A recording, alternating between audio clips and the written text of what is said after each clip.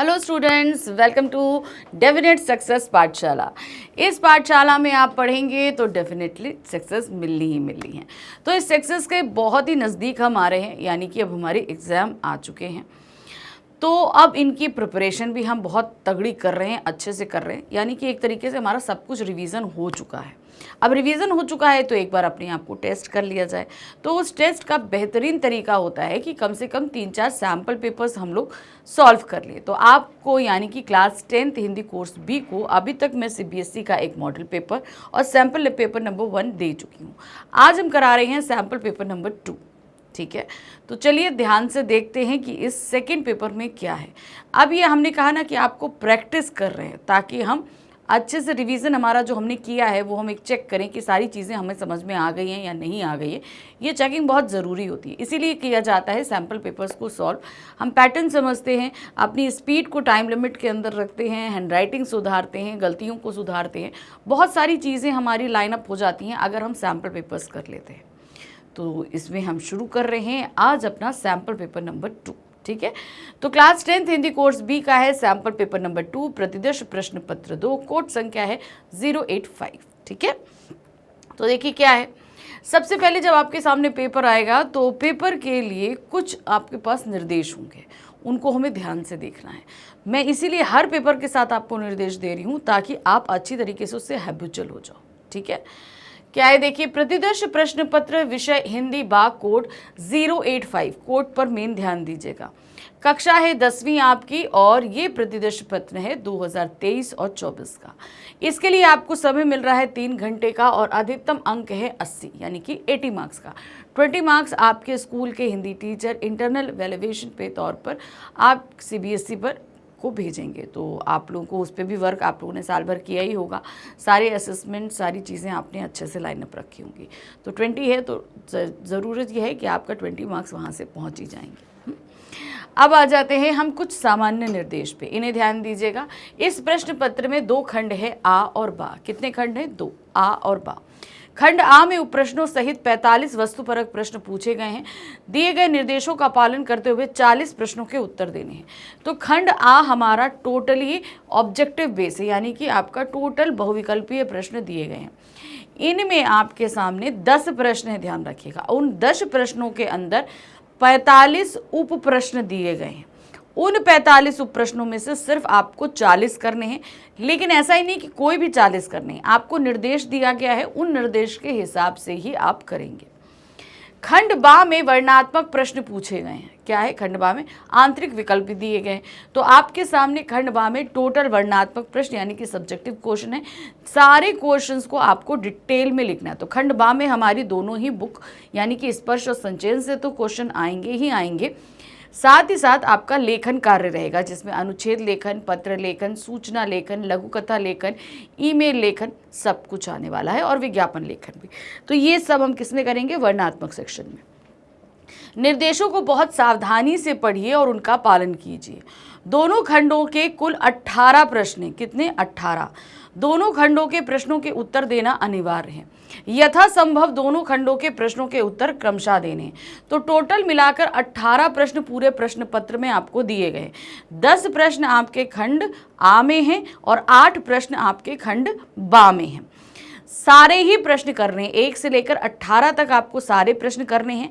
खंड बा में जो 8 प्रश्न दिए गए हैं, हर प्रश्न के साथ आपके सामने विकल्प मौजूद हैं, यानी कि ऑप्शंस आपके सामने रहेंगे, उनको आपको ध्यान से समझना है। सारे क्वेश्चन यानी 1 से लेकर 18 तक सारे करने हैं और पूरे सब सीक्वेंस में करने हैं। ये मत सोचिएगा कि हम पहले कौन सा प्रश्न करें, पहले क्या करें, नहीं। पहले आपको शुरू ही आपका क्वेश्चन नंबर 1 अपठित बोध से होगा, जहाँ पर पहले गद्यांश, फिर दूसरा गद्यांश, फिर उसके बाद आपके जो है व्याकरण आएगा, फिर आपके गद्य खंड आधारित प्रश्न, फिर काव्य खंड आधारित प्रश्न। तो ये खंड आ खत्म हो जाएगा। फिर खंड बा में अनुच्छेद रहेगा, पत्र रहेगा, फिर विज्ञापन रहेगा, संदेश लेखन, ईमेल लेखन रहेगा और लघु कथा लेखन रहेगा। ये सारी चीज़ें जिस लाइन से आ रही हैं पेपर में आपको उसी लाइन से ही करनी है। कोई भी चीज़ अपनी मर्जी से आप इधर उधर नहीं कर सकते हैं। अब आते हैं प्रश्न संख्या 1 पर। क्या दिया है? अनुच्छेद को ध्यानपूर्वक पढ़कर निम्नलिखित प्रश्नों के उत्तर दीजिए।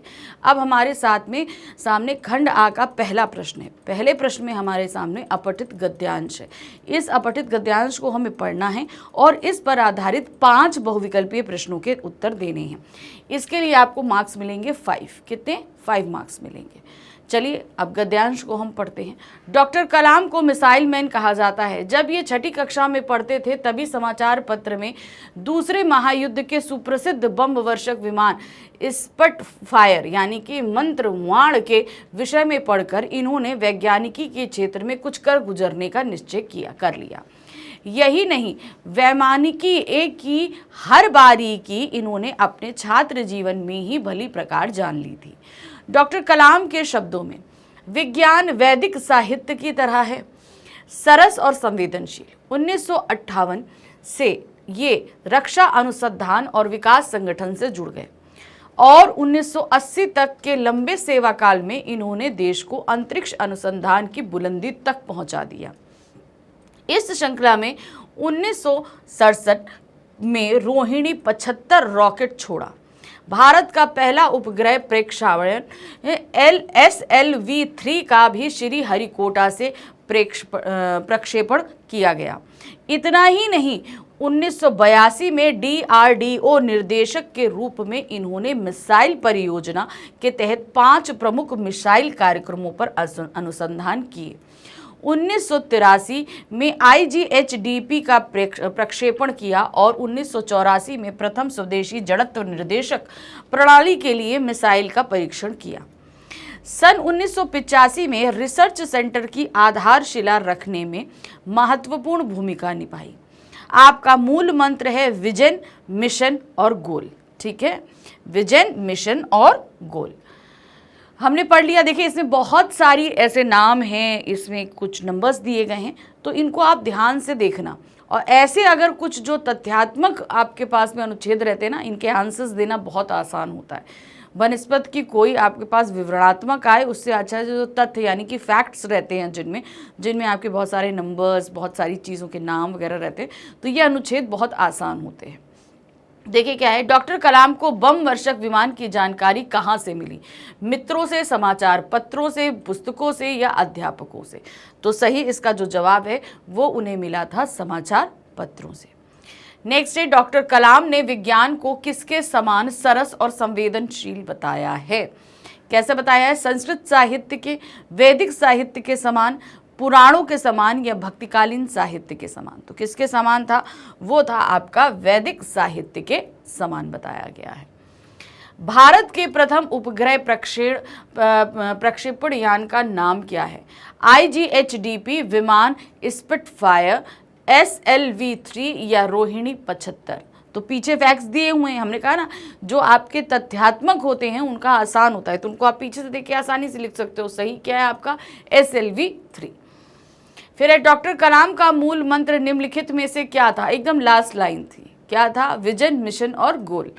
देखिए, विजन, मिशन, गोल, सृजन, मिशन, गोल, विजन, गगन, गोल, मिशन, प्रशिक्षण और गोल। तो क्या था? विजन, मिशन और गोल, ये था सही।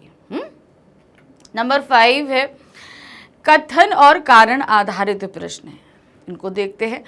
कथन ए है, डॉक्टर अब्दुल कलाम को मिसाइल मैन कहा जाता है। बात तो सही है।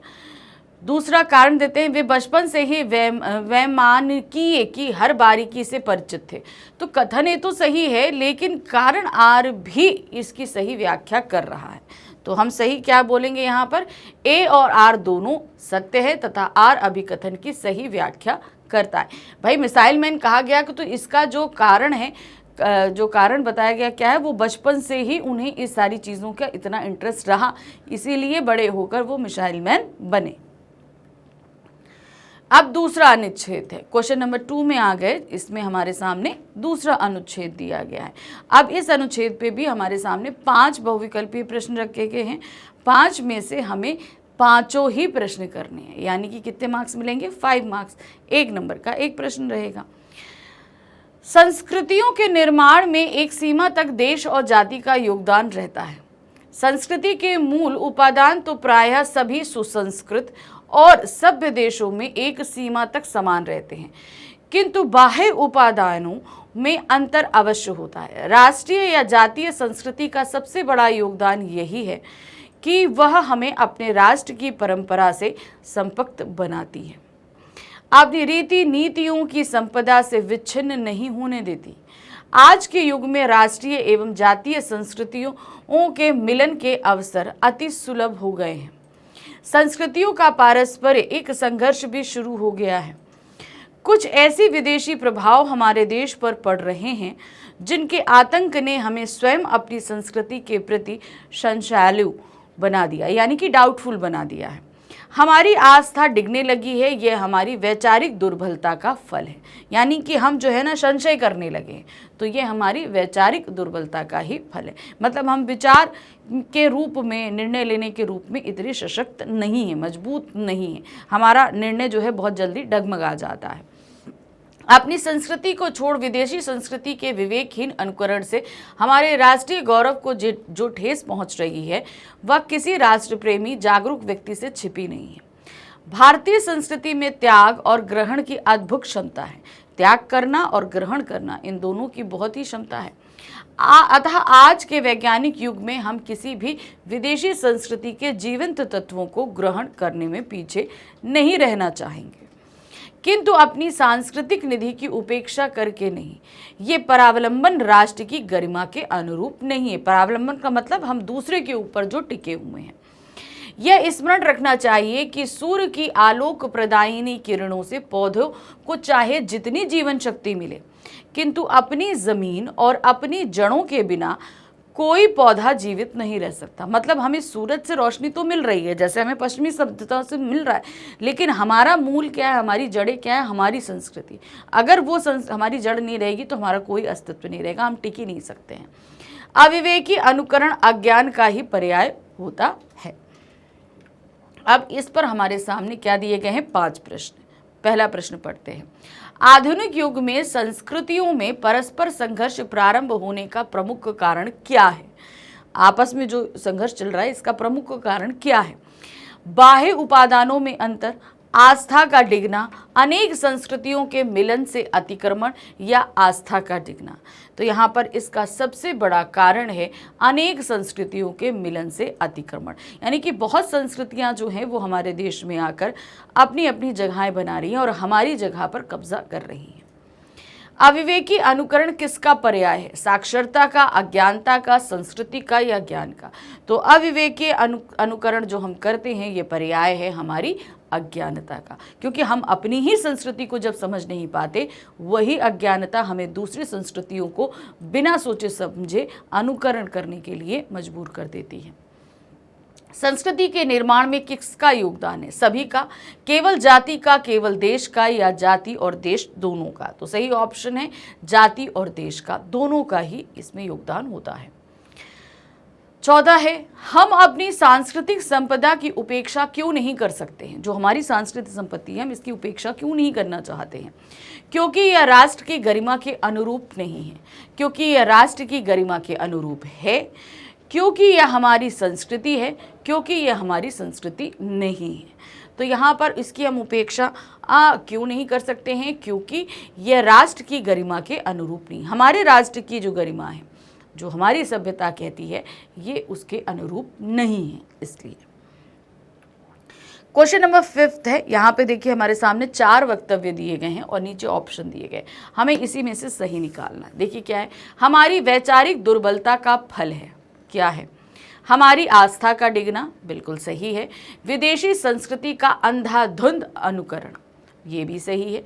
अपनी सांस्कृतिक निधि की उपेक्षा करना, तो ये भी सही है। नेक्स्ट आते हैं त्याग और ग्रहण की क्षमता, नहीं, ये भारतीय संस्कृति का मूल है, त्याग और ग्रहण की क्षमता।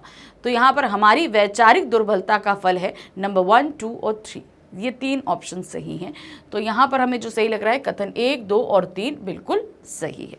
चलिए देखिए, सही है, बिल्कुल सही है, ठीक है। तो हमारा दूसरा अनुच्छेद भी यहाँ खत्म हो गया। अब हम किस पे आ चुके हैं? अब हम आ चुके हैं हमारे व्याकरण आधारित प्रश्नों पे।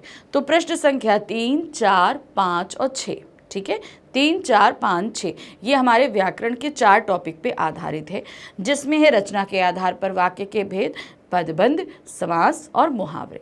ये 4 टॉपिक हमारे व्याकरण के हैं जो हम करेंगे प्रश्न संख्या 3, 4, 5 और 6 में। ठीक है, तो पहला क्या आ रहा है, निर्देशानुसार पदबंध पर आधारित 5 बहुविकल्पीय प्रश्नों में से किन्हीं 4 के उत्तर देने। अब हमारे पास में पदबंध दिए गए हैं, अब इस पे आधारित 5 प्रश्न दिए गए हैं, हमें सिर्फ 4 प्रश्न करने। कितने? 4 प्रश्न करने। 4 प्रश्न आप करोगे, एक प्रश्न के लिए 1 मार्क्स मिलेगा। ठीक है, ओके। तो देखिए, मुझे शोर सुनाई पड़ रहा था, रेखांकित में पदबंध है।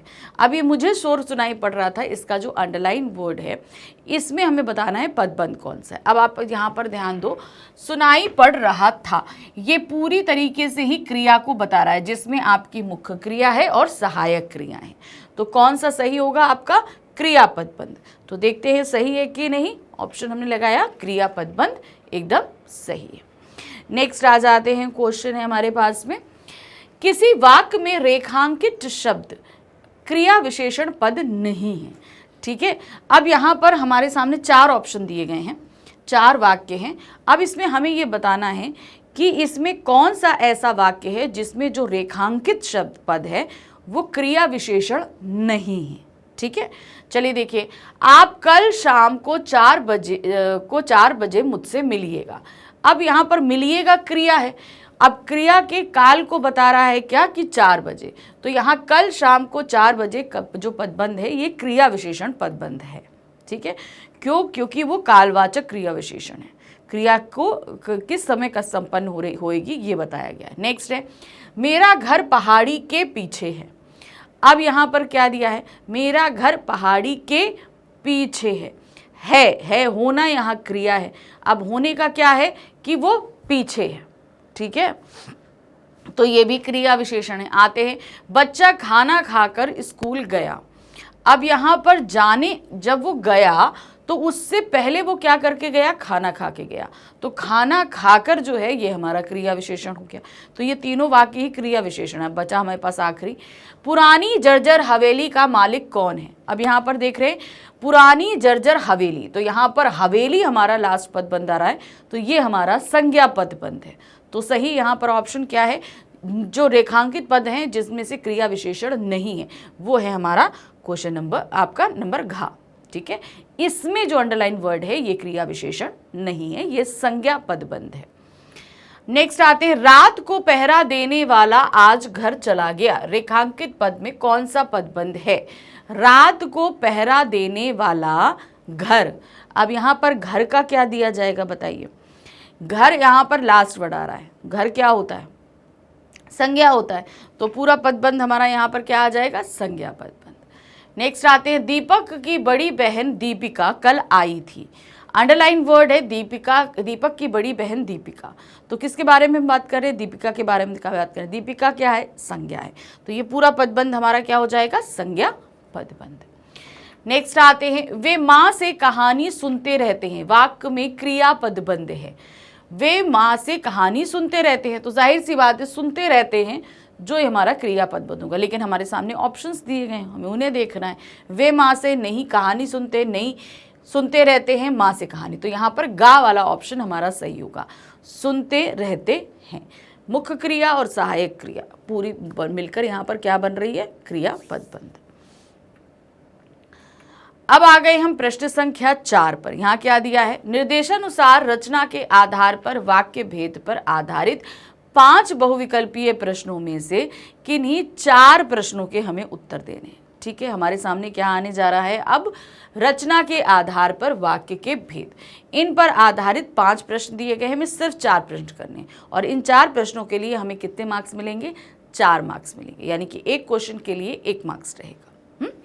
देखिए क्या है? लाभदायक कार्य करो, मिश्र वाक्य। अब ये जो सेंटेंस दिया गया है लाभदायक कार्य करो, ये एक सरल वाक्य है, इसे हमें तब्दील करना है मिश्र वाक्य में। ठीक है, अब यहाँ पर 2 क्रियाएं हमें बनानी है, 2 वाक्य बनाने हैं, और हमेशा कोशिश करनी है कि एक वाक्य दूसरे पर डिपेंड रहे।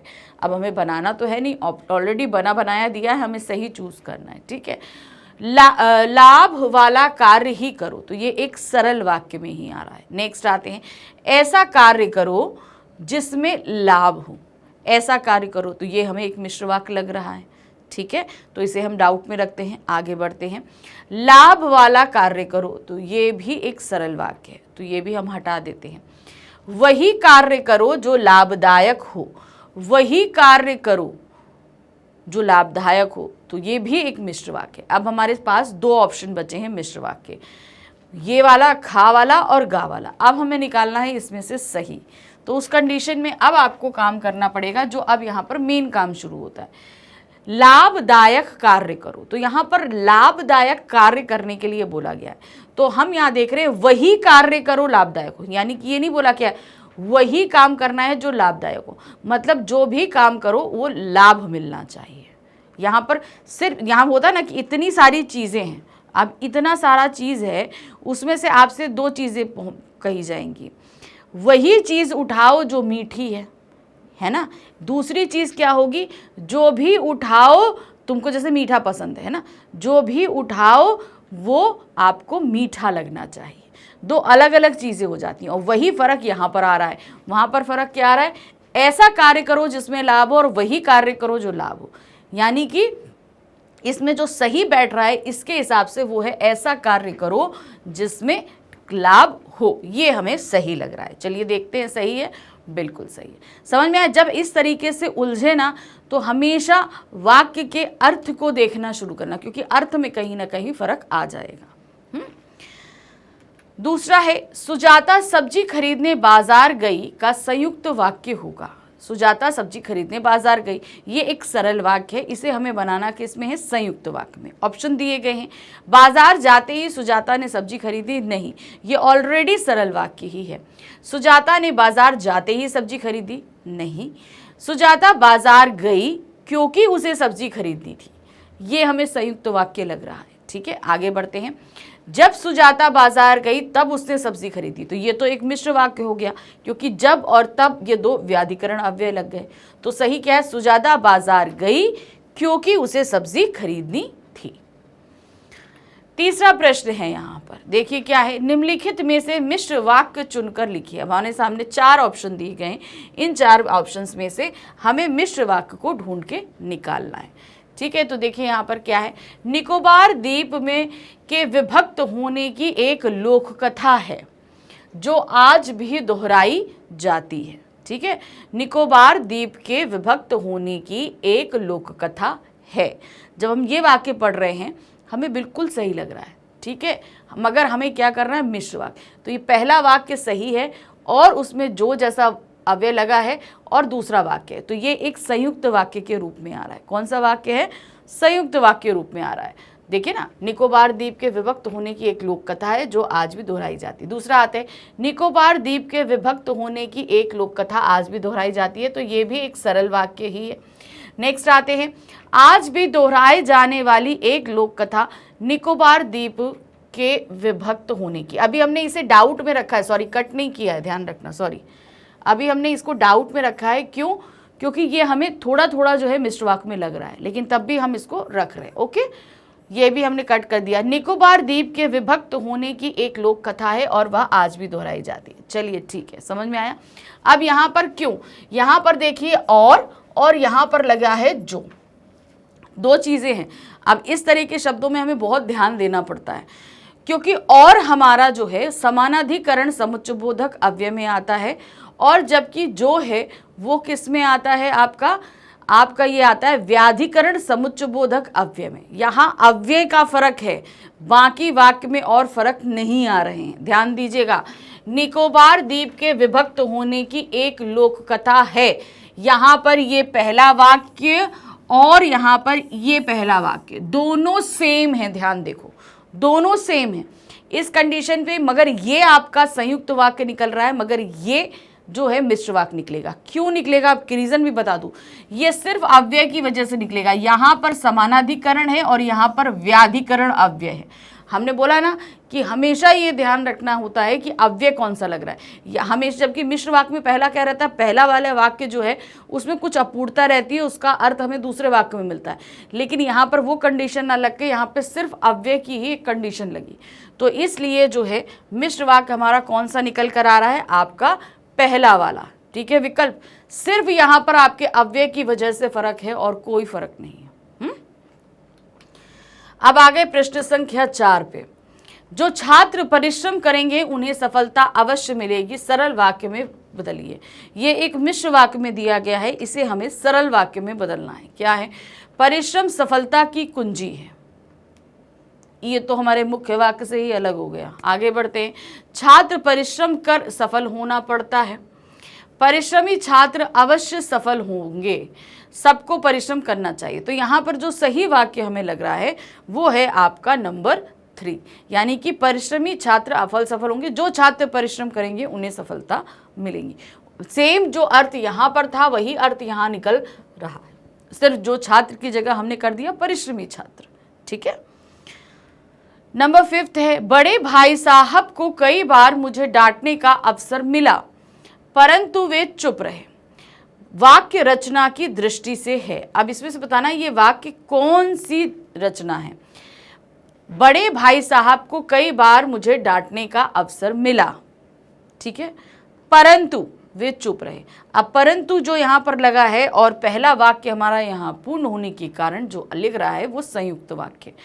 परंतु हमारा समानाधिकरण में आता है तो वाक्यों को समान रूप से जोड़ने का काम वो करता है, व्याधिकरण का काम भी करता है और उसका भी करता है, तो इसलिए इसका इतना फिक्र होने की जरूरत नहीं है।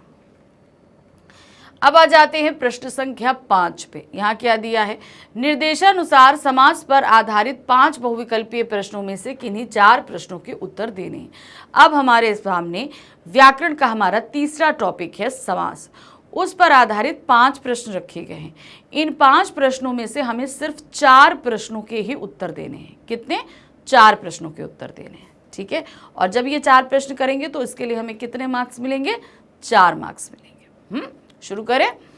विशेषण और विशेष्य के योग से कौन सा समास बनता है? ऐसा कौन सा समास है जिसमें विशेषण और विशेष्य होता है? याद करिए, वो आपका समास होता है कर्मधारय समास, जिसमें हमेशा उत्तर पद में विशेष रहता है और उसकी विशेषता पूर्व पद में विशेषण के रूप में बताई जाती है। जैसे नील कमल या नील गाय, गाय जो नीली है। ठीक है। तो हमेशा उत्तर पद आपका विशेषण रहता है और विशेष रहता है। तो यहाँ पर जो है वो है आपका कर्मधारय समास। नेक्स्ट आते हैं जीवन साथी। जीवन का साथी क्या है? जीवन का साथी समास विग्रह के लिए उचित समस्त पद और समास का नाम। नीचे ऑप्शन में जाना ही नहीं। जीवन का साथी का जब हम समस्त पद बनाएंगे तो क्या हो जाएगा? जीवन साथी। बीच में विग्रह, बीच में क्या लगा हुआ है? का। तो इस तरीके से ये क्या हो गया आपका? तत्पुरुष समास। का होता है तो कौन सा होता है? संबंध तत्पुरुष समास। तो जीवन साथी संबंध तत्पुरुष समास निकाल लिया ना। चलो देखते हैं। जीवन साथी अच्छा यहाँ पर देखिए, जीवन साथी समस्त पद अधिकरण नहीं, गलत हो गया। साथी जीवन नहीं है, जीवन साथी समस्त पद है। ठीक है। संबंध तत्पुरुष समास समास का नाम है। बिल्कुल सही। यहाँ पे हमने संबंध तत्पुरुष बोला था, गा वाला मुझे ठीक लग रहा है। नेक्स्ट ऑप्शन पढ़ते हैं। जीवन साथी समस्त कर्मधारय समास नहीं, तो यहाँ पर हमारा सही कौन सा है? आपका नंबर 3 वाला। जीवन साथी समास, इसका जब समस्त पद बना रहे तो जीवन साथी बन रहा है और समास का नाम है संबंध तत्पुरुष समास। ये देखिए ऑप्शन एकदम सही है। नेक्स्ट क्वेश्चन है क्वेश्चन नंबर 3। 8 अष्ट सिद्धियों का समूह शब्द समूह में किसका समास है? वो कौन सा समास होता है जिसमें आपका प्रथम पद यानी कि पूर्व पद संख्यावाची होता है? तो इसमें अष्ट सिद्धियां या 8 सिद्धियां, पूर्व पद आपका क्या है? संख्यावाची। तो कौन सा समास होगा आपका? द्विगु समास। कौन सा समास होता है? द्विगु समास होता है। तो सही देखिए यहाँ पर है द्विगु समास। नेक्स्ट आते हैं हाथों हाथ समस्त पद का विग्रह होगा। यहाँ क्या है? हाथों हाथ। तो यहाँ पर अब नीचे ऑप्शन देखना पड़ेगा। हाथों ही हाथों में, हाथ के बीच में, हाथों ही हाथों पर या हाथ ही हाथ में। तो इसका जो सही उदाहरण, जो सही समस्त पद जो विग्रह बनेगा वो है हाथ ही हाथ में। हाथों ही हाथ यानी कि हाथ ही हाथ में वहां तक पहुंच गया। ठीक है, समझ में आया? अब ये कौन सा समास है? अव्यय भाव समास। अव्यय भाव समास में 3 चीजें होती हैं, आपको बताया था। जहां पूर्व पद आपका अव्यय होगा, जहां पर पूर्व पद आपका उपसर्ग हो सकता है, या जहां पर जो चीजें, जो शब्द पुनरावृत्ति में आए, बार बार आए, जैसे रातों ही रात, हाथों ही हाथ, घरों घर। तो ये सभी हमारा क्या हो जाता है? अव्यय भाव समास में आ जाता है। नेक्स्ट नंबर 5 है भाई बहन में कौन सा समास है जहां पर दोनों ही पद जो हैं वो समान अवस्थाएं रखते हैं मगर एक दूसरे के विपरीत भी होते हैं? कौन सा होता है वो? द्वंद्व समास, क्योंकि इसका विग्रह करते समय हम हमेशा बीच में और, या, अथवा, तथा जैसे शब्दों को लगा देते हैं, ये अव्यय लग जाते हैं। तो यहां पर कौन सा होगा? ये द्वंद्व समास।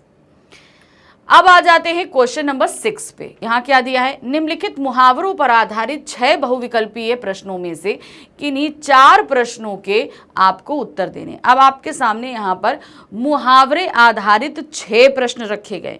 6 में आपको सिर्फ 4 प्रश्न करने हैं, ठीक है। जो 4 प्रश्न आप करेंगे उस पर आपको मिलेंगे 4 मार्क्स। कितने? 4 मार्क्स। देखिए क्या है। पहला, रिक्त स्थान की पूर्ति उचित मुहावरे से करनी है। अब यहां पर देखिए क्या है। शिकारी की एक ही गोली ने आदमखोर शेर का डैश कर दिया। अब डैश की जगह आपको एक मुहावरा भरना है। मुहावरा नीचे ऑप्शन दिया हुआ है। धूल में मिलाना, धूल चाटना, खाक में मिलाना, काम तमाम करना। तो यहां पे क्या होगा? शिकारी की एक गोली ने आदमखोर शेर का काम तमाम कर दिया। सही क्या होगा? काम तमाम कर दिया। नेक्स्ट है, फिर छोटे भाई की लापरवाही देखकर बड़े भाई साहब ने उसे डैश। अब यहां पर मुहावरा फिल करना है। नीचे दिए गए मुहावरों में से उचित मुहावरे से रिक्त स्थान की पूर्ति करनी है। क्या है? सीधे हाथ लेना, हाथों हाथ लेना, आड़े हाथों लेना, सिर माथे लेना। तो यहाँ पर क्या है? छोटे भाई की लापरवाही देखकर बड़े भाई ने उसे आड़े हाथों लिया। यानी कि आप सही नहीं कर रहे तो अच्छे से खबर ली कि आखिर तुम क्यों इस तरीके से नहीं कर रहे हो। ठीक है, देखते हैं आगे इसके।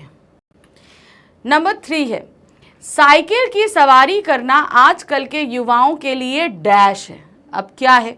उपयुक्त मुहावरे से रिक्त स्थान की पूर्ति करनी है। क्या दिया है? शान में बट्टा लगना, सिर झुकाना, मैदान मारना, यम की यातना करना। तो यहां पर क्या सही होगा? साइकिल की सवारी करना आजकल के युवाओं के लिए शान में बट्टा लगाना, यानी कि उन्हें लगता है कि हम साइकिल सवारी कर रहे हैं, बहुत नीचे दर्जे के हो गए, तो ये चीज वो नहीं करना चाहते हैं। चौथा है, पुत्र की हरकतों से तंग आकर पिता ने उसे डैश रिक्त स्थान के लिए उपयुक्त मुहावरा होगा। अब पिता ने उसे क्या किया? घर से निकाल दिया, कहीं का ना रखा, तिलांजलि दे दी, ठिकाने लगा दिया। तो अब यहाँ पर ध्यान दीजिए, हमें मुहावरा चूज करना है। अब जैसे घर से निकाल दिया, ये कोई मुहावरा नहीं है, ये सिंपल एक स्टेटमेंट आता है। कहीं का ना रखना, ये भी मुहावरा है, तिलांजलि देना भी है, ठिकाने लगा देना। अब इस जगह कौन सा सही होगा? तो पिताजी ने उसे तिलांजलि दे दी, यानी तिलांजलि दे दी यानी कि उसे अपनी घर जायदाद प्रॉपर्टी से पूरी तरीके से बेदखल कर दिया कि हमारा तुमसे कोई रिश्ता नहीं है, तो उसे हम बोलते हैं तिलांजलि दे देना। नंबर 5 है, गरीब माँ बाप अपना डैश कर बच्चों को पढ़ाते हैं। क्या कर पढ़ाते हैं? और वे चिंता नहीं करते। रिक्त स्थान की पूर्ति सटीक मुहावरे से करिए। तो अपना क्या? गला काट, मन लगा, पेट काट या खून बहा। तो क्या होता है?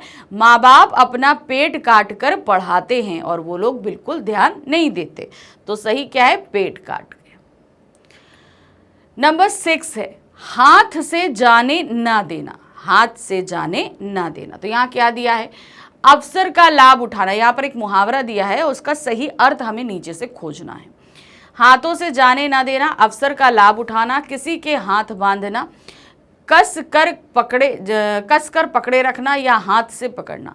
तो यहाँ पर हाथ से ना जाने देने का अवसर है, अवसर का लाभ उठाना, यानी कि जो अवसर हमें मिला है उसका लाभ उठाना है, उसे अपने हाथ से जाने नहीं देना है। अब हम आ गए प्रश्न संख्या 7 में। अभी खंड आ का हमारा प्रश्न संख्या 7 आ गया, जहां पर आप देख रहे हैं कि हमारी स्पर्श बुक के काव्य खंड से एक, जो काव्य खंड के जितने 7 हमारे अध्याय हैं, उन 7 अध्यायों में से एक अध्याय से कुछ पंक्तियां यहाँ रखी जाएंगी। इन्हें हमें पढ़ना है और इन पर आधारित 5 बहुविकल्पीय प्रश्नों को हमें करना है। ठीक है, तो देखिए क्या है, अनुच्छेद को ध्यानपूर्वक पढ़कर निम्नलिखित प्रश्नों के उत्तर दीजिए और इसके लिए हमें मिलेंगे 5 मार्क्स। 5 क्वेश्चन करेंगे तो 5 मार्क्स मिलेंगे। देखिए क्या है, क्षुतार्थ रंतिदेव ने दिया करस्त थाल भी, तथा दधीचि ने दिया परार्थ अस्ति जाल भी। उनीशर क्षितिज ने स्वमांस दान भी किया, सहर्ष वीर कर्ण ने शरीर चर्म भी दिया। अनित्य देह के लिए अनादि जीव क्या डरे, वही मनुष्य है कि जो मनुष्य के लिए मेरे। तो ये हमारी कविता कौन सी है? हमारा चैप्टर है मनुष्यता। ठीक है, अब इस मनुष्यता कविता से हमारे सामने रखा गया तो क्या यहाँ पर बहुत महान दानियों के बारे में बताया गया। क्षुतार्थ रंतिदेव ने दिया करस्त थाली, रंतिदेव ने अपने, उनको भी भूख लगी थी, उनके सामने पूरा परसा हुआ थाल भी उन्होंने उठाकर दूसरे को दे दिया, दूसरे भूखे को दे दिया। क्षुतार्थ मतलब भूखे को दे दिया। तथा दधीचि ने दिया परार्थ अस्ति जाल भी। तो महामुनि दधीचि ने क्या किया था? दूसरों की भलाई। क्या हुआ था? इंद्र पर असुरों, क्या कहते हैं, इंद्रासन पे असुरों का राज हो गया था, तो उनको परास्त करने के लिए इंद्रदेव को अपनी अस्थियों का, अपने शरीर को त्याग दिया। किसने? दधीचि ने। और उनकी अस्थियों से जो औजार बना वो था वज्र, जिससे उन्होंने असुरों को पराजित करके इंद्रासन वापस लिया। तो यहाँ पर दूसरों के परमार्थ के कारण के लिए उन्होंने, दधीचि ने अपने अस्थियों तक का दान कर दिया था। उनीश क्षितीश ने स्वमांस दान भी दिया। तो यहाँ पर राजा उनीशर ने जो है वो एक कबूतर की जान बचाने के लिए एक बाज को अपने शरीर का मांस निकाल कर दे दिया था कि तुम अपनी भूख मिटाओ। दूसरा है सहर्ष वीर कर्ण ने शरीर चर्म दे दिया। अब यहाँ पर कर्ण के पास उनके कुंडल और कवच थे जो उनके शरीर से चिपके थे। तो जब विष्णु जी उनसे रूप बदल के भिक्षा मांगने जाते हैं कि आप मुझे ये दान में दे दीजिए, वो तो महावीर कर्ण थे, उन्होंने, उनको जानते थे कि मैं ये निकालूंगा मैं मर जाऊंगा, लेकिन तब भी उन्होंने अपने कवच को निकालकर अपनी, जैसे उनकी खाल होती ना उसकी तरह चिपके थे, वो भी उन्होंने निकाल के दे दिया था। अनित्य देह के लिए अनादि जीव क्या डरे, यानी कि ये जो देह है, ये जो मिट जाना है, इसके लिए मनुष्य को क्यों डरना चाहिए? वही मनुष्य है जो मनुष्य के लिए मेरे। मनुष्य एक्चुअल में कौन होता है? जो दूसरे मनुष्य की भलाई के लिए अपने आप का त्याग करता है। अब इस पे क्वेश्चन आए 5। पहला है रंतिदेव कौन थे? सेनापति, एक दानी राजा, ऋषि या महाराजा? तो वो कौन थे? एक दानी राजा थे। नेक्स्ट है कबूतर को बचाने के लिए राजा शिवी ने क्या किया था? उन्होंने क्या किया था? अपना शरीर का मांस काट के उसे दिया था, है ना। इनमें से कोई नहीं अपना भोजन दान दिया था, अपना राज्य दान दिया था, या अपने मांस का दान दिया था। तो किसके दिया था? अपने मांस का दान दिया था। किसने अपने कवच कुंडल का दान में दिए थे? वो कर्ण ने दिए थे। ठीक है, दानवीर कर्ण ने, रंतिदेव ने, राजा शिवी ने, दधीचि ने, या कुंती पुत्र कर्ण ने? तो कौन थे वो? कुंती पुत्र कर्ण थे जिन्होंने दान में दिया था। नेक्स्ट है नंबर 4, वास्तव में असली मनुष्य किसको माना जाता है? तो इन पंक्तियों के आधार पर आपको बताना है कौन होता है एक्चुअल में मनुष्य। जो परोपकारी भाव रखता है, जो अपने लिए जीता है, जो दूसरों की चिंता करता है, या जो संसार को त्याग कर तपस्वी बन जाता है। तो सही क्या है? जो परोपकारी भाव रखता है, यानी कि उसके अंदर दूसरों के उपकार करने का जो भाव हो, वो उसे हम बोलते हैं परोपकारी भाव। तो यहाँ पर उसके अंदर क्या है? परोपकारी भाव है। नंबर 5 है निम्नलिखित वाक्यों को ध्यानपूर्वक पढ़िए। अब चलिए हमें ध्यानपूर्वक पढ़ना है, और इधर हमारे सामने ऑप्शन दिए। पद्यांश के अनुसार उपरोक्त वाक्यों में से कौन सही वाक्य नहीं है? ओके, देखिए क्या है, कौन सा वाक्य सही नहीं है, हमें वो निकालना है। ठीक है, चलिए देखते हैं क्या है। पहला है कर्ण ने अपने कवच का दान किया था, बिल्कुल सही है। दूसरा है दधीचि ने अपनी अस्थियों का दान कर दिया था, ये भी सही है। कर्ण ने अपने शरीर का चर्म और मांस का दान किया था, नहीं, उसने अपने शरीर की स्किन और फ्लश नहीं दिया था। तो यहाँ पर सही क्या होगी? ये वाला ऑप्शन गलत है, तो एक इसको रखते हैं। गंधार देश के राजा ने अपनी सारी संपत्ति दान कर दी थी, नहीं, ऐसा भी कहीं कुछ मेंशन नहीं है।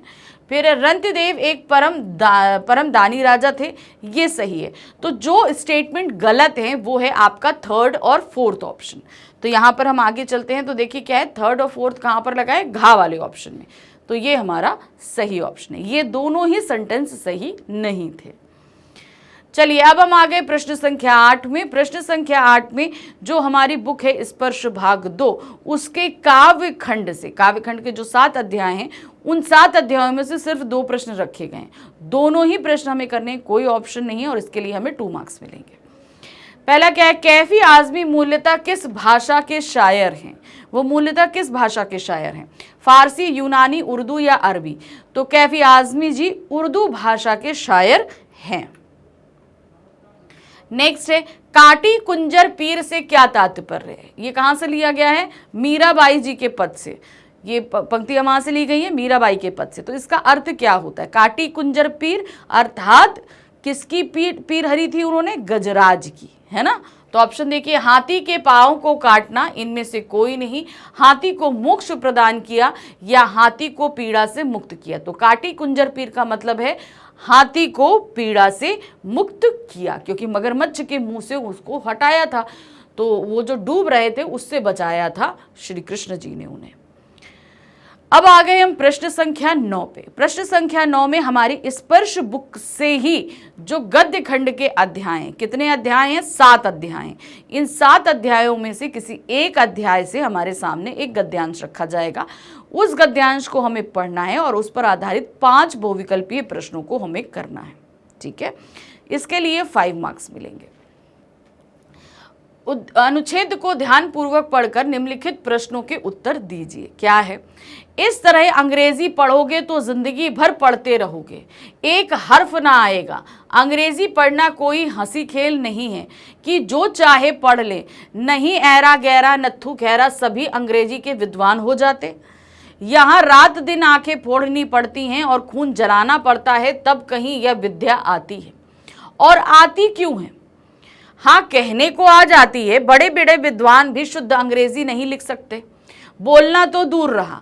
और मैं कहता हूं कि तुम कितने घोंघा हो कि मुझे देखकर भी सबक नहीं लेते। मैं कितनी मेहनत करता हूं यह तुम अपनी आंखों से देखते हो। अगर नहीं देखते तो यह तुम्हारी आंखों का कसूर है, तुम्हारी बुद्धि का कसूर है। तो ये गद्यांश कहाँ से लिया गया? ये गद्यांश लिया गया है बड़े भाई साहब, राइटर है प्रेमचंद जी। तो उन्होंने को किस तरीके से उनके बड़े भाई अंग्रेजी को लेकर उद्देश्य दे रहे हैं कि ये अंग्रेजी कितनी टफ है, बड़े बड़े लोग अंग्रेजी पढ़ना लिखना सीख नहीं पाते सही तरीके से। तो ये हमने पढ़ा हुआ है, अभी भी हमने पढ़ लिया। अब इस पे आधारित 5 प्रश्न हैं। अरे अच्छा, अभी और है, चलिए और भी पढ़ लेते हैं। इतने मेले तमाशे होते हैं कि तुमने अभी देखे जाते देखा है। रोज ही क्रिकेट और हॉकी मैच होते हैं, मैं पास नहीं फटकता। हमेशा पढ़ता रहता हूँ, उस पर भी एक एक दर्जे में 2-2, 3-3 साल पढ़ता रहता हूँ। फिर भी तुम कैसे आशा करते हो कि तुम यूं खेल कूद में वक्त गंवाकर पास हो जाओगे? मुझे तो 2 ही 3 साल लगते हैं। तुम उम्र भर इसी दर्जे में पड़े सड़ते रहोगे। अगर तुम्हें इस तरह उम्र गंवानी है तो बेहतर है घर चले जाओ और मजे से गुल्ली डंडा खेलो। दादा की गाड़ी कमाई के रुपए क्यों बर्बाद करते हो? तो बड़े भाई साहब ये बोल रहे हैं कि भाई अंग्रेजी जैसा इतना मुश्किल सब्जेक्ट है, मैं पढ़ रहा हूँ, मुझे सीखो, मैं नहीं कर पा रहा। एक ही क्लास में 2-2, 3-3 साल लगते हैं और तुम सोचते हो खेलते कूदते हो जाएगा। तुम्हें, मुझे तो इतने साल लग रहे हैं, 3 साल लग रहे हैं, तुम्हें तो सारी उम्र ही एक ही क्लास में निकल जाएगी। तो इससे अच्छा है कि तुम पढ़ो नहीं, इनकी पिताजी की कमाई को इससे वेस्ट नहीं करो, जाओ वापस घर, वहाँ पर गिल्ली डंडा खेलो। तो इस तरीके से बड़े भाई साहब जो हैं वो हमारे राइटर को लताड़ रहे हैं कि पढ़ाई करो, खेलने में ज़्यादा टाइम वेस्ट नहीं करो। क्वेश्चन देखिए, कहानीकार का नाम बताइए। इस कहानीकार का नाम क्या है? तो कहानी हमें पता चल गई, बड़े भाई साहब। राइटर कौन है? मुंशी प्रेमचंद्र जी। रवि केलेकर, लीलाधर मंडलोई, हबीबी तनवीर या प्रेमचंद? तो सही कौन है? प्रेमचंद जी। इसीलिए हम आपसे कह रहे हैं ना कि चैप्टर के जितने भी राइटर और पोइट्स हैं उन सभी को आपको याद करना है। इस पोएम के इसके ये कवि और लेखक हैं। दूसरा प्रश्न है, बड़े भाई साहब ने लेखक को किस लिए डांटा? लापरवाही के कारण, सभी, मटरगश्ती के कारण, पढ़ाई ना करने के कारण? तो ये सारे ही कारण थे। तो यहाँ पर हम क्या लगाएंगे? सभी पर।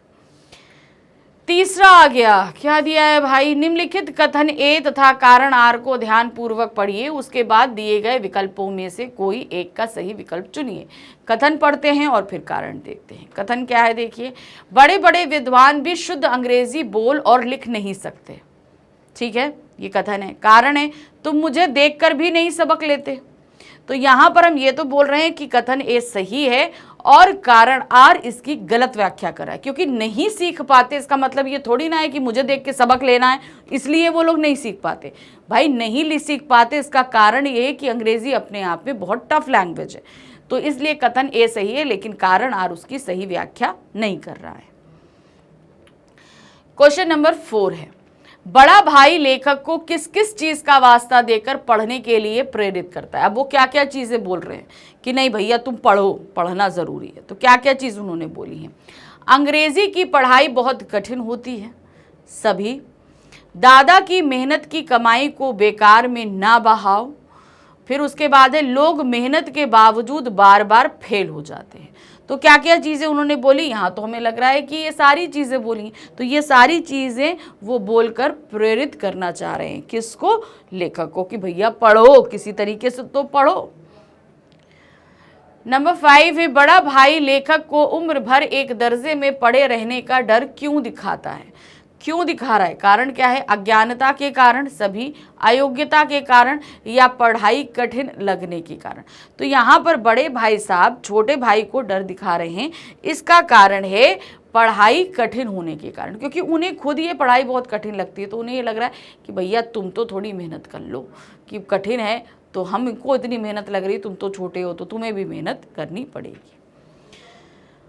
अब आ गए प्रश्न संख्या 10 में, ये हमारे खंड आ का आखिरी प्रश्न है। ठीक है, इसमें क्या पूछा गया है, निम्नलिखित प्रश्नों के उत्तर देने के लिए उचित विकल्प चुनिए। अब हमारे सामने हमारी स्पर्श बुक के जो क्या कहते हैं गद्य खंड है, उसमें जो 7 अध्याय हैं, उन 7 अध्यायों में से जो है आपके सामने 2 प्रश्न रखे गए। इन दोनों ही प्रश्नों को हमको करना है। ठीक है, जो 2 प्रश्न है दोनों ही प्रश्नों को हमें करना है। देखिए क्या है, तीसरी कसम फिल्म में कौन से पुरस्कार मिले। जो तीसरी कसम फिल्म थी उसको कौन कौन से पुरस्कार मिलते, राष्ट्रपति से स्वर्ण पदक मिला, सभी विकल्प सही है, मॉस्को फिल्म फेस्टिवल से मिला, सर्वश्रेष्ठ फिल्म बंगला फिल्म एसोसिएशन जर्नलिस्ट से मिला। तो यहाँ पर इनको ये सभी पुरस्कार मिले हैं, तो सही ऑप्शन है सभी विकल्प सही है। नेक्स्ट आते हैं, तातारा वामीरो कथा में युवती को गीत गाने के लिए कौन कह रहा था। भाई वामीरो गीत गाते गाते रुक गई थी, तो उसे गीत गाने के लिए किसने बोला था, किसने बोल रहा था, बार बार तातारा बोल रहा था कि नहीं तुम गीत गाओ, तुमने गीत क्यों रोक दिया, गीत शुरू करो, गीत गाओ, बार बार यही बोलता जा रहा था ना। तो सही क्या है इसका, तातारा। अब आ गए हम खंड बा पे। कौन सा खंड है, खंड बा। खंड बा हमारा टोटल वर्णात्मक प्रश्न, सारे क्वेश्चन जितने भी हैं सब वर्णात्मक क्वेश्चन दिए गए हैं। अब इनको हमें करना कैसे, चलिए मैं आपको बताती हूँ। सबसे पहले कहाँ कहाँ से आ रहे हैं, हमारी जो स्पर्श पुस्तिका है उससे काव्य खंड से क्वेश्चन आएंगे, गद्य खंड से आएंगे, फिर उसके बाद हमारी बुक संचयन से आएंगे। तो स्टार्टिंग के जो क्वेश्चन नंबर 11, 12 और 13 है, तो ये 3 बुक के क्वेश्चन हो जाएंगे। उसके 13 के बाद में 14, 15, 16, 17, 18, तो ये कितने प्रश्न हो गए, 5 प्रश्न। ये 5 प्रश्न आपके लेखन कार्य आधारित रहेंगे, जिसमें अनुच्छेद लेखन, पत्र लेखन, आपका ईमेल लेखन, उसके बाद आपका सूचना लेखन, और क्या कहते हैं आपका विज्ञापन लेखन, और क्या हो गया लघु कथा लेखन। तो ये सारे लेखन कार्य आपके इन 5 प्रश्नों में आ जाएंगे। ठीक है, समझ गए ना। तो चलिए सबसे पहले शुरू कर रहे हैं प्रश्न संख्या 11। यहाँ क्या दिया गया है, ब्रजलाल गोयनका कौन थे, झंडा दिवस को सफल बनाने में उनकी भूमिका पर डायरी का एक पन्ना पाठ के आधार पर प्रकाश डालिए। तो यहाँ पर आपको बताना है ब्रजलाल गोयनका कौन थे और झंडा दिवस को सफल बनाने में उनकी क्या भूमिका रही, मतलब उन्होंने क्या क्या किया। देखिए क्या है, ब्रजलाल गोयनका स्वतंत्रता सेनानी थे जो कई दिनों से लेखक के साथ काम कर रहे थे। वे दमदम जेल में भी लेखक के साथ थे। वे झंडा दिवस 26 जनवरी 1931 को सभा स्थल की ओर जाते हुए पकड़े गए थे। पहले तो वे झंडा लेकर वंदे मातरम बोलते हुए इतनी तेज गति से भागे कि अपने आप गिर गए, किंतु उठकर फिर से चलने लगे। एक अंग्रेज घुड़सवार ने उन्हें लाठी मारी और पकड़ा। परंतु थोड़ी दूर जाने के बाद छोड़ दिया। इस पर वे स्त्रियों के झुंड में शामिल हो गए। पुलिस ने उन्हें फिर से पकड़कर दूर ले जाकर छोड़ दिया। तब वे 200 आदमियों का जुलूस लेकर लाल बाजार गए, जहां उन्हें गिरफ्तार कर लिया गया। मदालसा से यह पता चला कि उन्हें पुलिस ने बहुत मारा। ब्रजलाल गोयनका यहाँ आंदोलनकारियों के उत्साह एवं देशभक्ति के प्रतीक बनकर उभरे। यानी कि पुलिस उन्हें पकड़ रही थी, बार बार छोड़ रही थी, पकड़ के लिटरली जेल में नहीं, मतलब जैसे यहाँ से पकड़ा और ले जाके 4-5 किलोमीटर दूर वहां जाके छोड़ दिया कि मतलब तुम चलो, अब जब तक आओगे तब तक यहाँ सब कुछ खत्म हो जाएगा। लेकिन नहीं, वो फिर से पहुंच जाते थे, फिर छोड़ के आए, वो फिर से पहुंच गए। तो एंड अंत में उन्हें गिरफ्तार ही कर लिया कि भैया हम गिरफ्तार करके पकड़ के तुमको जाते, मतलब जो मदालसा जी थी उन्होंने बताया कि बाद में उन्हें बहुत मारा भी गया था। दूसरा प्रश्न आ गया हमारे सामने, क्या है? कारतूस पाठ के आधार पर वजीर अली की बहादुरी व हिम्मत का परिचय अपने शब्दों में दीजिए। वजीर अली बहुत बहादुर थे, जब वो अवध की गद्दी पे बैठे थे तब भी, और जब अवध की गद्दी से उन्हें हटा दिया गया तब भी। उसके बाद उन्होंने अंग्रेजी शासक के वकील को मार दिया, वहाँ से भाग गए। उसके बाद इन्होंने अफगानिस्तान के जो शासक थे शाह-ए-जमां, उनको भी बुलाया। फिर उसके बाद वो गोरखपुर के जंगलों में छिपे रहे, जहाँ पर उन्होंने अंग्रेज़ों की नाक में दम कर दिया। एंड का वाक्य तो क्या बात, अंग्रेज़ों के कैंप में आए, उन्हीं से कारतूस ली और उन्हीं को मारने के लिए। और ऐसा भी नहीं कि झूठ बोल के अपना नाम भी बताए कि हम वजीर अली हैं। अब इससे ज़्यादा बहादुरी क्या चाहिए? तो देखिए क्या है, वजीर अली एक जाबाज सिपाही था, उसका अनुमान उसके कारनामों से लगाया जाता है। अंग्रेज़ों ने षड्यंत्र द्वारा उसे तख्त से हटाकर उसके पिता के भाई शहादत अली को नवाब घोषित कर दिया। ऐसी विषम परिस्थितियों में भी उसने हार नहीं मानी तथा वह सदैव अंग्रेज़ों को खदेड़ने के लिए प्रयत्नशील रहा। उसके पास चंद सिपाही थे, फिर भी बरसों कर्नल की फौज को जंगलों में भटकना पड़ा। मतलब उसके पास सिर्फ मुश्किल से मुट्ठी भर सिपाही थे वो, और कर्नल पूरी फौज का खेमा लगाकर बैठा था, लेकिन तब भी वो पकड़ नहीं पा रहे थे। उसने अपनी बहादुरी का लोहा दुश्मनों से भी मनवाया है। ऐसी ही एक घटना में एक बार वजीर अली को गिरफ्तार करने के लिए कर्नल कालिंज और एक लेफ्टिनेंट ने फौज के साथ जंगल में डेरा डाल रखा था। बहुत प्रयास करने के बाद भी वे उसे नहीं पकड़ पा रहे थे। तब भी वह एक घुड़सवार रूप में डेरे में अकेला आया और कर्नल से एकांत में मिलकर वजीर अली को पकड़ने के लिए 10 कारतूस ले गया। चलते चलते कर्नल ने सवाल से उसका नाम पूछा तो उसने कहा वजीर अली। यह सुनकर कर्नल हक्का बक्का रह गया और कुछ ना कर सका। मतलब कि उसने नाम पूछा तो वो अपना नाम झूठ भी बता सकते थे, लेकिन उसने साफ बता दिया कि मैं ही वजीर अली। तो यहाँ पर कर्नल भी हक्का बक्का रहेगा कि जिसको पकड़ने और मारने के लिए हम महीनों से यहाँ डेरा डाले बैठे हैं, वही हमारे कैंप में आ रहा है, मुझसे कारतूस ले रहा है, अपना नाम बता रहा है और चला जा रहा है। अब इससे बड़ा बहादुर कौन हो सकता है भाई? तीसरा प्रश्न है, झेन की देन पाठ में वर्णित टी सेरेमनी का शब्द चित्र प्रस्तुत करिए। तो आपको पूरी टी सेरेमनी, जहां पर हमारे लेखक उस पर्णकुटी में पहुंचते हैं, बेढप सा पानी का बर्तन है, हाथ पैर धोते हैं, अंदर जाते हैं, पूरी सेरेमनी को आपको ठीक से एक्सप्लेन करना है। ठीक है। जापानी लोग टी सेरेमनी को चा नो यूं कहते हैं। क्या बोलते हैं? चा नो यूं। लेखक जिस टी सेरेमनी में गया वहां टी सेरेमनी का प्रबंध 6 मंजिली इमारत पर था, यानी कि 6th फ्लोर पे था। वह एक सुंदर पर्णकुटी थी जिसकी छत पर दफ्ती की दीवारों वाली चटाई लगी थी। बाहर एक मिट्टी का बर्तन था, उसमें पानी भरा हुआ था। हाथ पांव धोकर लेखक अंदर गए। अंदर जो मेजबान, जिसे हम लोग चाजीन कहते हैं, वह उन्हें देखकर खड़ा हो गया। कमर झुकाकर उसने प्रणाम किया और स्वागत किया। वहां अंदर वातावरण इतना शांत था कि चायदानी में उबलते पानी की आवाज़ साफ सुनाई देती, यानी कि पानी जो उबल रहा था, जो खदबदाने की आवाज़ होती है बॉईल करने की, वो आवाज़ भी हमारे लेखक को सुनाई दे रही थी। इतनी शांति, इतना सन्नाटा था। वह बिना किसी जल्दबाजी के चाय बनाता था, मतलब कोई जल्दी नहीं, बड़े आराम से हर एक चीज़ें कर रहा है। वह कप में 2-3 घूंट भर कर ही चाय देता है। मतलब कितना दिया?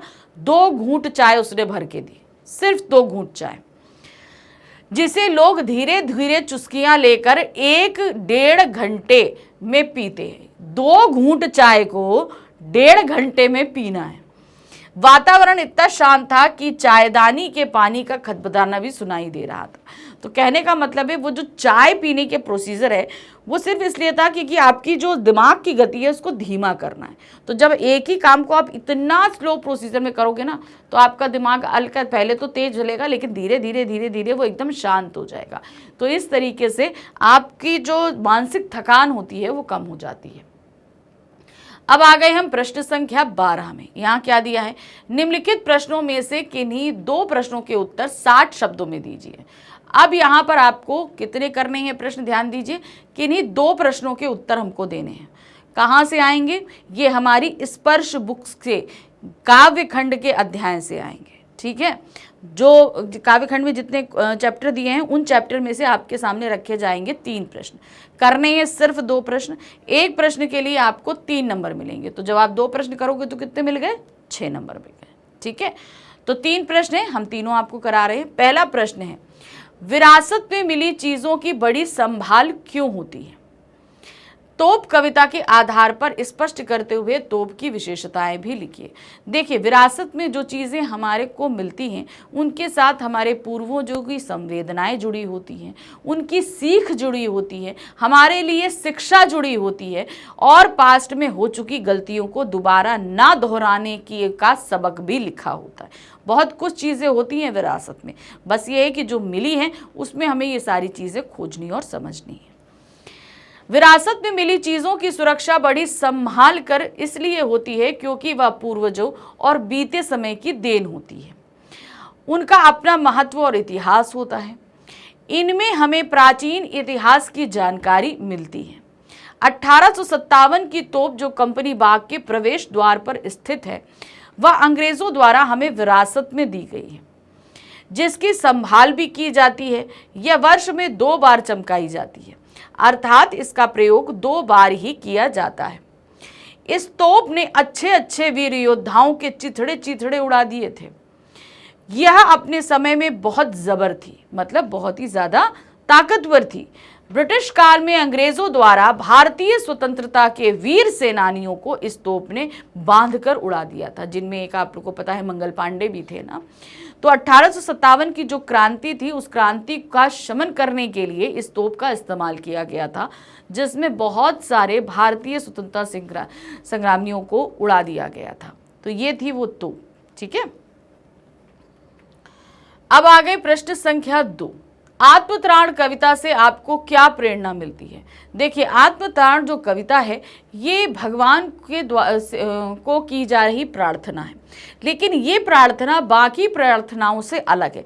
अमूमन जो ईश्वर से जो प्रार्थनाएं करी जाती हैं उन प्रार्थनाओं से पूरी तरीके से अलग है। कैसे अलग है? देखिए, हम सभी कैसे प्रार्थना करते हैं कि ईश्वर हमारे ऊपर मुसीबत नहीं आए, जो मुसीबतें आए हमसे बचा लो, हमारा खुशी खुशी सब कुछ चले, इस तरीके से प्रार्थनाएं होती। लेकिन आत्मत्राण कविता में रविन्द्रनाथ ठाकुर क्या प्रार्थना कर रहे हैं कि मेरे ऊपर चाहे जितनी मुसीबतें आनी हैं आए, मेरा सब कुछ लुट जाए लुट जाए, मेरे ऊपर जितने दुख पड़ने हैं पड़े, मेरा सारा ये दुनिया मेरे खिलाफ हो जाए, कुछ भी हो जाए, मगर मैं अपने अंदर की शक्ति ना हारूं, इतनी आप कृपा रखना। ऐसा कोई पल ना आए कि मैं आपके अस्तित्व पर संशय करूं। यहाँ पर मुझे मुसीबतों से बचाने के लिए, इन सभी चीज़ों के लिए कोई भी रिक्वेस्ट नहीं की जा रही। यहाँ करी क्या रिक्वेस्ट जा रही है कि बस मेरे ऊपर किसी तरह की जो है आप मुसीबत जो दे रहे हो, उसमें मेरा विश्वास आप पर से बिल्कुल भी डगमगाए नहीं। ठीक है, तो देखिए कैसे लिखेंगे। आत्मसार शीर्षक कविता में कवि अपने बल पर अपने दुखों से छुटकारा पाना चाहता है। वो ईश्वर से भी हेल्प नहीं ले रहा है। ठीक है, वह दुखों से मुक्ति नहीं चाहता, अपितु दुखों को सहने तथा उनसे उबरने की शक्ति चाहता है। यह कविता हमें प्रेरणा देती है कि हम भी संसार के दुखों से भागे नहीं। जितने भी दुख हमें पड़ रहे हैं, हमें इनसे भागना नहीं है, क्योंकि भागकर किसी भी चीज़ से हम मुक्ति नहीं पा सकते हैं। उनका डट कर सामना करें। हम दुखों का निडरता से सामना करें, उन पर विजय प्राप्त करें और आस्थावान बने। हम दुखों से घबराएं नहीं, रोएं नहीं, निराशावादी ना बने। जीवन में सभी दुखों को सहन करने की शक्ति बनी रहे। हानि होने पर भी प्रभु पर किसी प्रकार का संदेह ना हो और उन पर हमेशा भरोसा रहे। यदि दुख में कोई सहायक ना मिले तो हम डगमगाएं, यानी कि हमारे ऊपर जब तकलीफ आए तो हमें कोई सपोर्ट देने वाला ना हो तो ना मिले, कोई बात नहीं। सुख के दिनों में भी हमारी आस्था का विश्वास प्रभु में बना रहे। मुसीबत के क्षणों में भी परमात्मा को याद करें, यानी कि हमारे ऊपर जब मुसीबतें आए तो उन क्षणों में भी मैं ईश्वर को याद करूं। उनके प्रति विनम्रता का भाव प्रकट करना ना भूलें। इसके साथ ही हम ईश्वर से इस संसार के सारे कष्टों को पार करने की शक्ति देने की प्रार्थना करते हैं। तो इसलिए यहाँ पर हमें इन सारी चीज़ों का क्या मिल रहा है कि संदेश मिल रहा है कि हमें इस तरीके से अपने आप से हारना नहीं है, मुसीबतों से भागना नहीं है, जैसा कि रविन्द्रनाथ ठाकुर इस कविता में ईश्वर से प्रार्थना कर रहे हैं। ठीक है। क्वेश्चन नंबर 3 है, पर्वत प्रदेश में पावस कविता का प्रतिपाद्य अपने शब्दों में लिखिए। तो इस पूरी कविता में क्या क्या चीज़ें बताई गई हैं, इसे हमें पूरे यहाँ पर डिटेल में लिखना है। ठीक है। डिटेल में मीन्स नहीं, मतलब शॉर्ट करके, क्योंकि हमें 60 वर्ड्स के अंदर काम करना है। पर्वत प्रदेश में पावस कविता पर्वतीय सौंदर्य को व्यक्त करने वाली कविता है। इस कविता में कवि ने पर्वत प्रदेशों में वर्षा ऋतु का वर्णन अत्यंत ही मनमोहक ढंग से किया है तथा अलंकारों का प्रयोग करके उसे जीवंत कर दिया है। मतलब हम ये नहीं कह रहे कि सिर्फ वर्णन किया, उसमें जो अलंकार इस्तेमाल किए इससे वो कविता जीवंत हो गई, क्योंकि हम लगभग पूरी कविता में हमने मानवीयकरण अलंकार देखा है, तो इसलिए वो जीवंत होती प्रतीत होती है। वर्षा काल में प्रकृति में क्षण क्षण होने वाला परिवर्तन देखकर लगता है कि प्रकृति सजने धजने के क्रम में पल पल अपना वेश बदल रही है। विशाल आकार वाला पर्वत अपने पुष्प रूपी आंखों से नीचे बहते हुए पानी में अपने बड़े आकार को बार बार निहार रहा है। तालाब का जल दर्पण के समान स्वच्छ और पारदर्शी है। पर्वतों से गिरते झरने सफेद मोतियों की लड़ियों जैसे लगते हैं। पर्वतों पर उगे पेड़ अपने ऊंचे उठने के कामना से चिंतित होकर एकटक आकाश की ओर निहार रहे हैं। तो यहाँ पर पर्वतों का क्या कहते हैं, झरनों का गुणगान करना, पेड़ों का एकटक देखना और पर्वत का पानी में अपने तस्वीर को निहारना, ये सभी मानवीयकरण रूप में प्रस्तुत किए गए हैं। तो यहाँ पर ये हमने पूरा कविता को बताया भी, समझाया और साथ ही साथ जो अलंकार थे वो भी कंप्लीट करा दिया आपको। अचानक बादल उमड़ते हैं, बादलों में पर्वत और झरने अदृश्य हो जाते हैं। ऐसा लगता है जैसे पर्वत विशालकाय पक्षी की भांति पंख फड़फड़ाकर उड़ जाते हैं। झरने ऐसे प्रतीत होते हैं जैसे उसमें अचानक एक सन्नाटा आ गया हो। मूसलाधार वर्षा आरंभ हो जाती है। शाल के पेड़ भयभीत होकर धरती में धंसने लगते हैं। तालाब में धुआं उठने लगता है। ऐसा लगता है जैसे इंद्र अपनी जादूगरी दिखा रहा है। तो ये बार बार जो दृश्य परिवर्तित हो रहे हैं, ये जादूगरी के रूप ही उनके दिख रहे हैं। अब आ गए हम प्रश्न संख्या 13 में। प्रश्न संख्या 13 में क्या है, निम्नलिखित प्रश्नों में से किन्हीं 2 प्रश्नों के उत्तर 60 शब्दों में देने।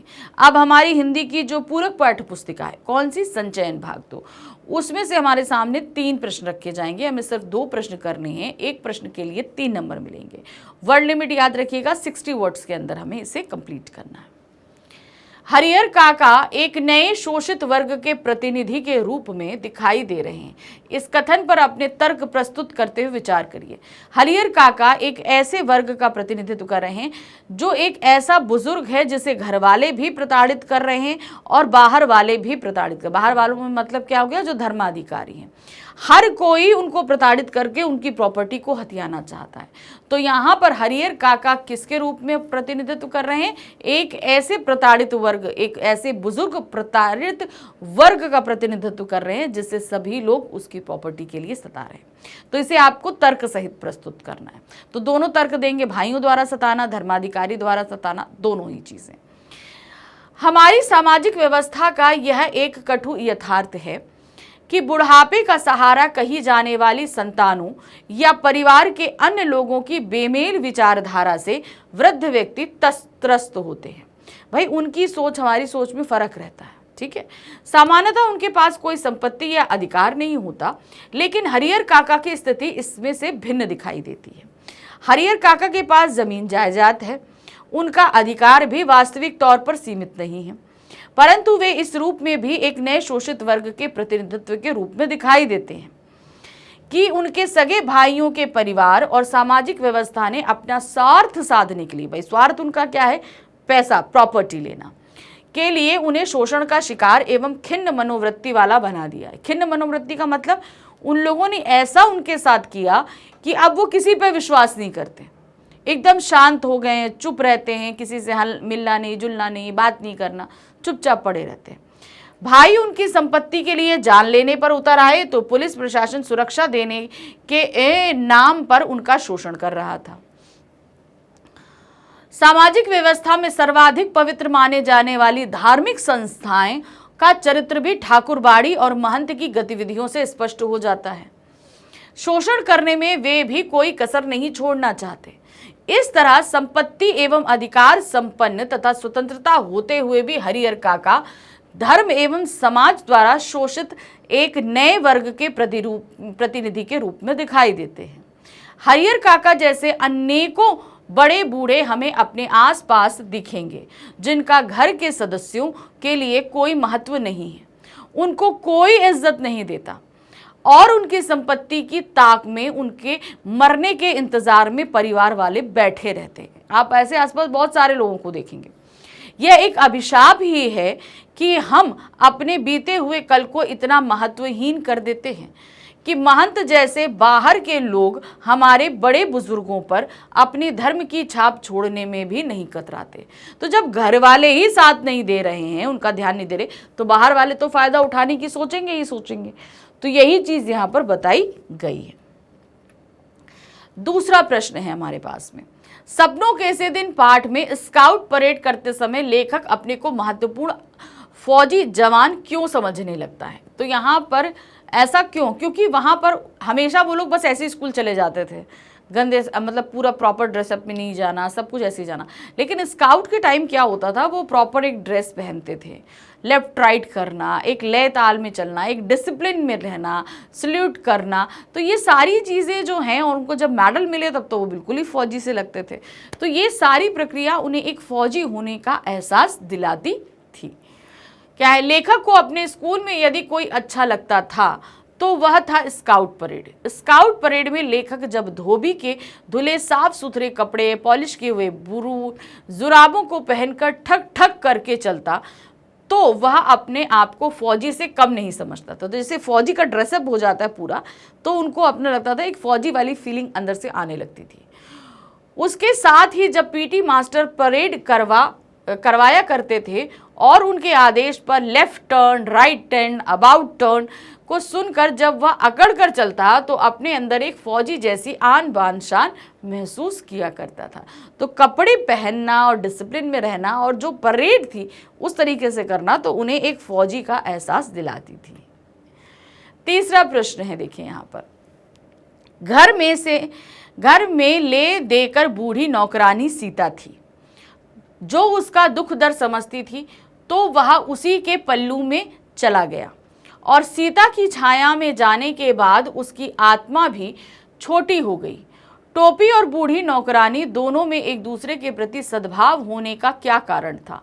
इनके व्यवहार से क्या शिक्षा मिलती है? देखिए, टोपी को उसके घर वालों से वो लगाव, वो प्यार, वो अटेंशन नहीं मिलता था। इसकी खोज उसने बाहर करी कहाँ? इरफन से दोस्ती करी। इरफन की दादी से जो है सारी चीज़ें उसे मिलती थी, लेकिन इरफन के पिता का ट्रांसफ़र हो गया और वो वहाँ से चले गए। उसके बाद उसके घर में एक ले देकर सहारा थी उसकी बूढ़ी नौकरानी सीता। तो जो अपनापन उसे घर में नहीं मिलता था, वो अपनापन उसे अब इरफन की दादी के रहते मिलता था। इरफन की दादी ख़त्म हो गई, फिर उसके बाद उसके पिता का ट्रांसफ़र भी हो गया। अब वो सारी चीज़ें उसे सीता से मिलती हैं। घर में टोपी और बूढ़ी नौकरानी की दशा एक जैसी थी। घर के छोटे बड़े सब उन्हें डांटते फटकारते रहते थे, दोनों को। बूढ़ी नौकरानी सीता को तो यह सब चुपचाप सह लेने का अनुभव था, क्योंकि वो एज में इतनी बड़ी थी। ठीक है भाई, नौकरानी है, सभी ऐसा करते हैं। जब भी टोपी किसी बात पर दादी या घर के अन्य सदस्य का विरोध करता तो उसे माँ से पिटाई खानी पड़ती। ऐसे में सीता उसे अपनी कोठरी में ले जाकर समझाती। सीता के आंचल में जाकर टोपी को भी सुकून मिलता था, क्योंकि उसे अपनापन, जो चीज़ें उसे अपनी माँ से मिलनी चाहिए थी, वो उसे सीता से मिल रही थी।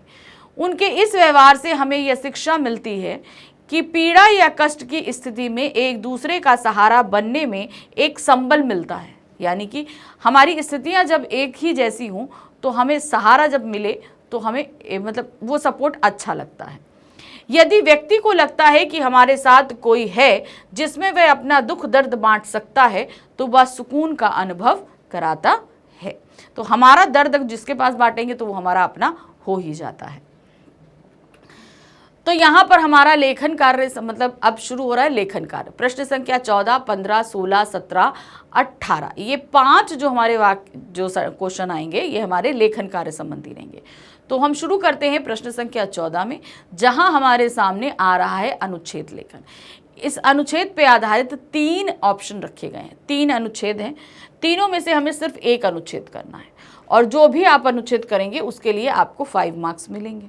तो आपको तो एक करना है लेकिन हम तीनों करा रहे हैं ताकि आप अच्छे से समझ सको। देखो ये सारी चीज़ें प्रैक्टिस करने से ये नहीं होगा कि भाई हमें तो एक ही करना है, क्यों तीनों पढ़ें। भाई 3 जब आप पढ़ोगे तो लिखने का तरीका हो गया, बहुत सारे न्यू वर्ड्स के बारे में आप जान लेते हैं, बहुत सारी चीज़ों की जानकारी आपको प्राप्त हो जाती है, इसलिए इनको करना चाहिए। ठीक है, तो पहला हमारे पास आ रहा है लड़का लड़की एक समान विषय। अब समान विषय क्या है? लड़का लड़की एक समान विषय पर दिए गए संकेत बिंदु के आधार पर 80 से 100 शब्दों में अनुच्छेद लिखना है। ठीक है, कितना? आपको 100 वर्ड लिमिट्स दे दी गई है। संकेत बिंदु क्या है? ईश्वर की देन है, भेदभाव के कारण है, दृष्टिकोण कैसे बदले। ये 3 चीज़ों के आधार पे आपको अनुच्छेद करना है। तो सबसे पहला जो अनुच्छेद आया, लड़का लड़की एक समान। लड़का और लड़की मानव सामाजिक विकास रूपी गाड़ी के 2 पहिए हैं। समाज के विकास के लिए इन दोनों की समान रूप से सहभागिता अनिवार्य है। भाई समाज में अगर सिर्फ एक कहो चले तो समाज नहीं चल सकता, दोनों की मौजूदगी जरूरी है। भारतीय संस्कृति में नारियों को उत्कृष्ट सम्मान दिया जाता है। आज के समय में लड़कियों को भेदभाव की नजरों से देखा जाता है। कुछ लोग तो लड़की के जन्म को अभिशाप मानते हैं और लड़के के जन्म से उनकी प्रसन्नता बढ़ जाती है। सच्चाई तो यह है कि चाहे जन्म लड़का ले या लड़की, इस पर किसी का वश नहीं है, कोई कुछ नहीं कर सकता इसमें। यह तो ईश्वरीय देन है। भगवान ने लड़का लड़की को एक समान रूप से बनाया है। इस अंतर का मुख्य कारण है कि बेटी के जन्म के बाद ही माता पिता को उसकी शादी और दहेज की चिंता सताने लगती है। ये भेद क्यों शुरू हुआ? क्योंकि शादी के समय जो इतना लेन देन जो ये शुरू हो गई परंपरा ना, इसकी वजह से ये भेदभाव शुरू हुआ। समय तेजी से बदल रहा है। लड़कियों ने अपने दम पर यह साबित कर दिया है कि वे किसी से कम नहीं हैं। आज लड़कियां व्यवसाय और व्यापार के हर क्षेत्र में अपना नाम कमा रही हैं। इस प्रकार समाज के इस भेदभाव वाले दृष्टिकोण को शिक्षा द्वारा बदला जा सकता है। तो ये जो भेदभाव, इसको हम कैसे बदल सकते हैं? शिक्षा के द्वारा बदल सकते हैं। अब आ गए हम अपने दूसरे अनुच्छेद पे। ठीक है, दूसरा अनुच्छेद क्या है? आज की बचत कल का सुख, यानी कि आज अगर आप सेविंग करते हो तो कल आपका अच्छा जाएगा। इस पर दिए गए संकेत बिंदुओं के आधार पर आपको अनुच्छेद लिखना है। अब ये अनुच्छेद क्या है? बचत का अर्थ एवं स्वरूप, दुखदायक स्थितियों में बचत का महत्व, वर्तमान और भविष्य को सुरक्षित करना। तो ये 3 संकेत बिंदु हैं जिसके आधार पर हमें आज की बचत और कल का सुख पर अनुच्छेद लिखना है। वर्तमान आय का वह हिस्सा जो तत्काल व्यय खर्च नहीं किया गया और भविष्य के लिए सुरक्षित कर दिया गया, यानी फ्यूचर के लिए, बचत कहलाता है। मान लीजिए आज आपको 1000 रुपये मिले, आपने 500 रुपये खर्च कर दिए और 500 रुपये सेव कर लिया, तो वो आपकी सेविंग या बचत कहलाती है। पैसा सब कुछ नहीं रहा, परंतु इसकी ज़रूरत हमेशा सबको बनी रहती है। सब लोग कहा जाता है ना, पैसा हाथ का मेल है। भाई ठीक है, नहीं पैसा ही सब कुछ नहीं होता, लेकिन अगर आप प्रैक्टिकली देखो तो पैसे के बिना होता भी कुछ नहीं है। कहने वालों की बातें अलग हो जाएं, लेकिन बिना पैसे के कुछ भी नहीं होता है आज के समय में। आज हर तरफ पैसों का बोलबाला है, क्योंकि पैसों के बिना कुछ भी नहीं है। आज जिंदगी और परिवार चलाने के लिए पैसे की ही अहम भूमिका होती है। आपको कहिए कि आपके बच्चे और बीबी और जो घर वाले हैं, आप पैसा कमा के नहीं दो तो आप उनका पेट, उनको एक रोटी नहीं दिला सकते हो। ठीक है, वो भूखों मर जाएंगे। तो इसलिए पैसा आजकल वही है कि मतलब कहते हैं ना, जान जैसे होती है, तो जान बचानी है तो पैसा चाहिए। उससे कहीं अधिक कठिन है पैसों को अपने भविष्य के लिए सुरक्षित बचा कर रखना, क्योंकि अनाप शनाप खर्च और बढ़ती महंगाई अनुपात में कमाई के स्रोतों में कमी होती जा रही है। इसीलिए हमारी आज की बचत ही कल हमारे भविष्य को सुखी और समृद्ध बना सकने में अहम भूमिका निभाएगी। तो हम जो सेविंग करते हैं ये हमारे भविष्य को सुरक्षित रखने में बहुत मदद रखती है। जीवन में अनेक बार ऐसे अवसर आ जाते हैं जैसे आकस्मिक दुर्घटनाएं हो जाती हैं, रोग या अन्य शारीरिक पीड़ा घेर लेती है, तब हमें पैसों की बहुत आवश्यकता होती है। यदि पहले से बचत ना की गई तो विपत्ति के समय हमें दूसरों के आगे हाथ फैलाने पड़ते हैं। हमने अगर सेविंग करके नहीं रखी तो उस समय जब हमें ज़रूरत होगी तब हमें दूसरों से मांगने पड़ते हैं। हमारी आज की छोटी छोटी बचत या धन निवेश ही हमें भविष्य में आने वाले तमाम खर्चे का मुफ्त समाधान करके देती है। तो कहते हैं ना, जितना है उसमें सेव करो, क्योंकि वो हमें भविष्य के लिए बहुत सारे समाधान के रास्ते खोलती है। आज की थोड़ी सी समझदारी आने वाले इस भविष्य को सुखद बना सकती है। बचत करना एक अच्छी आदत है जो हमारे वर्तमान के साथ साथ भविष्य के लिए भी लाभदायक सिद्ध होती है। किसी ज़रूरत या आकस्मिक समस्या के आ जाने पर बचाया गया पैसा ही हमारे काम आता है। संक्षेप में कह सकते हैं कि बचत करके हम अपने भविष्य को संवार सकते हैं। जो लोग बचत नहीं करते वे अक्सर पैसे की अनुपस्थिति में रहते हैं, यानी कि पैसा उनके पास नहीं रहता। आज सभी प्रमुख कंपनियां छोटी बचत को प्रोत्साहित करती हैं कि छोटी छोटी करिए, छोटी छोटी बचत ही आगे बहुत हो जाती है। सभी प्रमुख कार्यालयों में आर्थिक प्रबंधन के लिए अलग अलग विभाग होते हैं जो अपने कार्यालय की आय के साथ बचत का खाता भी रखता है। तो सिर्फ मतलब ये क्या करते हैं, सिर्फ आय नहीं, क्या हमने सेव किया इसका भी हिसाब किताब रखते हैं। अब आ गए हम अपने तीसरे अनुच्छेद पे। 3 अनुच्छेद हमने आपको बोले थे, 2 हमने करा दिए। अब आ गए तीसरे पे। तीसरा क्या है, फ्लैट सिस्टम विषय पर दिए गए संकेत बिंदुओं के आधार पर लगभग 80 से 100 शब्दों में अनुच्छेद लिखने। कौन सा सिस्टम है, फ्लैट सिस्टम। तो इस पर हमें अनुच्छेद लिखना है। क्या है, वर्तमान जीवन शैली, सुविधाएं, मकानों का अभाव, ठीक है, और हानियां, ये सारी चीजें आपको लिखनी है। फ्लैट सिस्टम का मतलब तो आप समझ गए ना, आजकल कल्चर है ना, बिल्डिंग बना दी उसमें बहुत सारे फ्लैट्स हो गए, उस पे आपको आज जहां भी देखो ऊंची ऊंची बहुमंजिला इमारतें हैं। प्रत्येक मनुष्य का सपना है कि वह इन इमारतों में सुखपूर्वक रहे। इन इमारतों के कारण धीरे धीरे मनुष्य के रहन सहन व जीवन शैली में बदलाव आया है। इनमें रहना आधुनिकता का सूचक है, यानी कि हम मॉडर्न हैं इस चीज का सूचक है। फ्लैट सिस्टम के कारण पड़ोस कल्चर खत्म हो गया है। क्या हो गया, पड़ोस कल्चर, क्योंकि जब हम फ्लैट्स में रहने लगे हैं तो आस पड़ोस के लोगों से हमारा इतना जो है मिलना जुलना, ये सारी चीजें नहीं हो पाती। आज मनुष्य एकाकी जीवन जीने लगा है। छोटे छोटे फ्लैटों के कारण संयुक्त परिवार की जगह एकल परिवार ने ले ली है। मानव अपने में ही सिमट गया है। लोग दूसरों के घर परिवारों में दखलंदाजी नहीं करते, सब अपने काम में ही व्यस्त रहते हैं।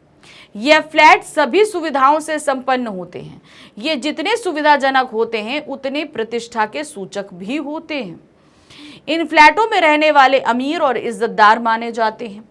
इनके साथ ही आज आवासीय जमीनों की कमी के कारण भी फ्लैट सिस्टम को बढ़ावा मिला है। फ्लैट आज के समय की जरूरत है। बहुमंजिला इमारतें सुविधाजनक होने के साथ ही साथ हानिकारक हैं। यह इमारतें ग्लोबल वार्मिंग बढ़ाती हैं। इनमें होने वाली ऊर्जा की खपत और पृथ्वी का खनन सब हानियां हैं। इनके साथ फ्लैट सिस्टम के कारण बच्चों को बुजुर्गों का प्यार व संस्कार भी नहीं मिल पाते हैं। परस्पर सहयोग व मिलजुल कर रहने की भावना का विकास भी इस फ्लैट सिस्टम के कारण खत्म होता जा रहा है।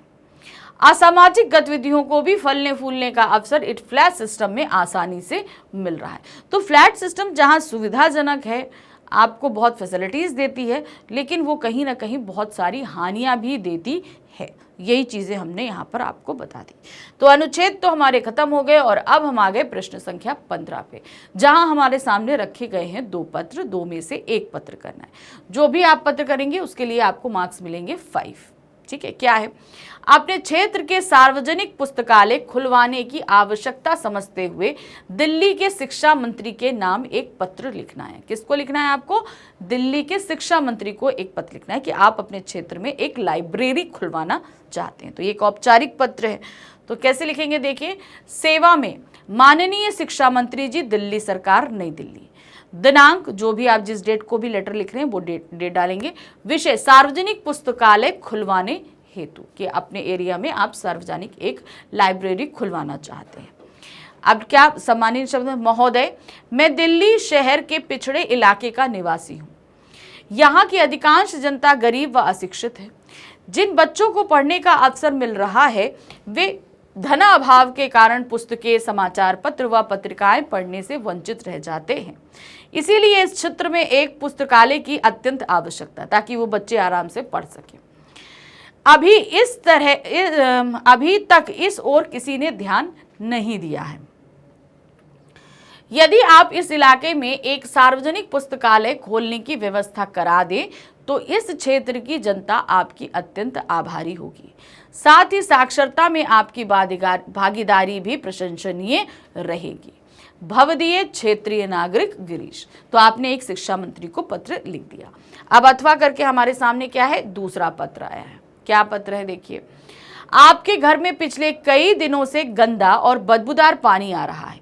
इस समस्या के शीघ्र समाधान के लिए नगर निगम अधिकारी को लगभग 100 शब्दों में एक पत्र लिखना है। अब आपको किसको, जल निगम अधिकारी को पत्र लिखना है, नगर निगम अधिकारी को, है ना। हाँ, लिखना है कि आपके यहाँ बहुत गंदा और बदबूदार पानी आ रहा है।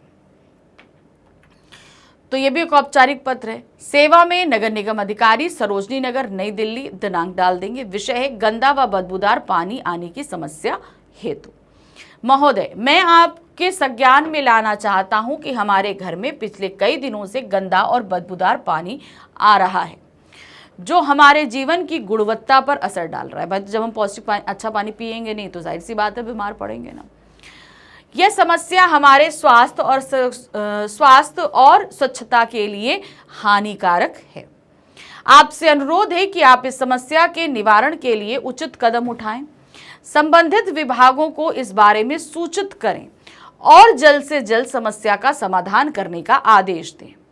यह समस्या हमारे परिवार के और हमारे पड़ोसी के घरों में भी प्रभावित कर रही है। आपका धन्यवाद सर। तो सिर्फ मेरे घर में नहीं आ रहा, मेरे इलाके के सभी घरों में ये सारी चीजें हो रही है, ये आप मेंशन करोगे। ठीक है, तो इस तरीके से हमारा दूसरा पत्र भी खत्म हो गया, यानी कि प्रश्न संख्या 15 कंप्लीट। अब आ जाते हैं 16 पे।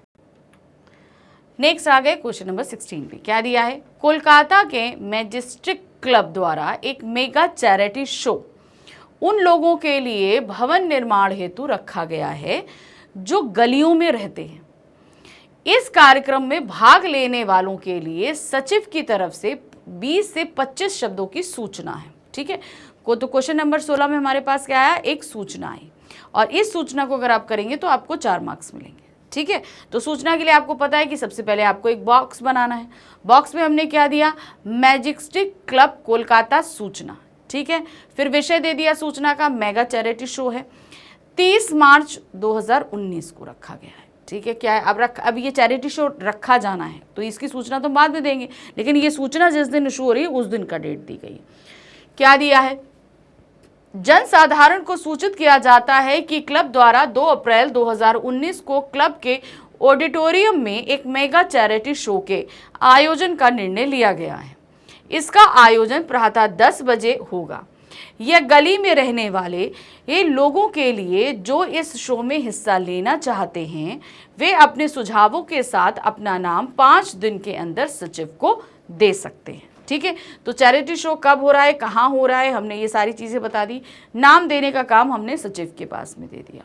ठीक है, ये हमारी पहली सूचना बन गई। अब दूसरी हमारी सूचना, यानी कि क्वेश्चन नंबर जो 16 है उसमें 2 सूचनाएं हैं, दोनों में से आपको एक सूचना लेनी है। ठीक है, क्या दिया है, आप मोहन चटर्जी या मोहिनी चटर्जी हैं और सर्व शिक्षा विद्यालय के विद्यार्थी परिषद के या की अध्यक्ष या अध्यक्षा हैं।